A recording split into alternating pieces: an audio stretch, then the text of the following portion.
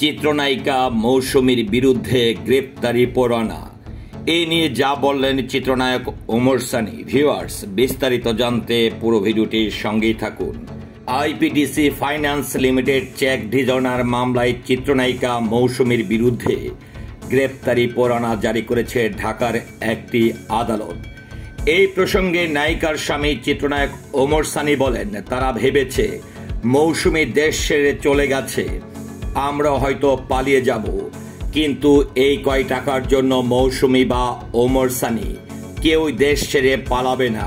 IPDC finance লিমিটেডের 1,06,211 টাকার check ডিজনারের অভিযোগে গত বছরের 3 ডিসেম্বর ঢাকার একটি আদালতে অভিনেত্রী আরিফা পারভিন জামান মৌসুমীর বিরুদ্ধে মামলা করেন আইপিডিসির দায়িত্বপ্রাপ্ত কর্মকর্তা এম মুশফিকুর রশিদ। এই বিষয়ে ওমর সানি আরও বলেন, আমরা একটি গাড়ি লোন নিয়েছিলাম, প্রতি মাসে 1,09,000 টাকা পরিশোধ করতে হতো।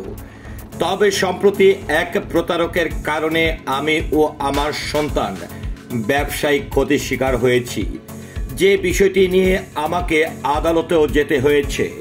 চিত্রনায়ক ওমর সানি আরও বলেন, এমন অবস্থা আইপিডিসি ফাইন্যান্স লিমিটেডকে আমি একটি চিঠি দেই, এটা উল্লেখ করে প্রতি মাসে যদি 50 থেকে 60,000 টাকা করে পরিশোধ করা যায় তাহলে সেটা আমাদের জন্য সহজ হবে, যেহেতু এখন একটা অর্থনৈতিক জটিলতার মধ্য দিয়ে যাচ্ছে।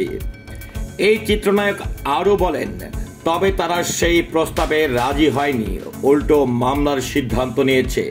তারা ভেবেছে মৌসুমী দেশ ছেড়ে চলে গেছে, আমরাও হয়তো পালিয়ে যাব, কিন্তু মৌসুমী বা ওমর সানি এত অল্প কিছু টাকার জন্য দেশ ছেড়ে পালাবে না। ভিউয়ার্স, এই ঘটনাটি নিয়ে কিংবা জনপ্রিয় চিত্রনায়িকা মৌসুমীর মতন একজন নায়িকাকে নিয়ে যে মামলাটি করেছে, এটি নিয়ে আপনার মতামত কিংবা বক্তব্য কি, আশা করছি কমেন্টের মাধ্যমে জানাবেন। সেই সাথে পুরো ভিডিওটির সঙ্গে থাকার জন্য অসংখ্য ধন্যবাদ।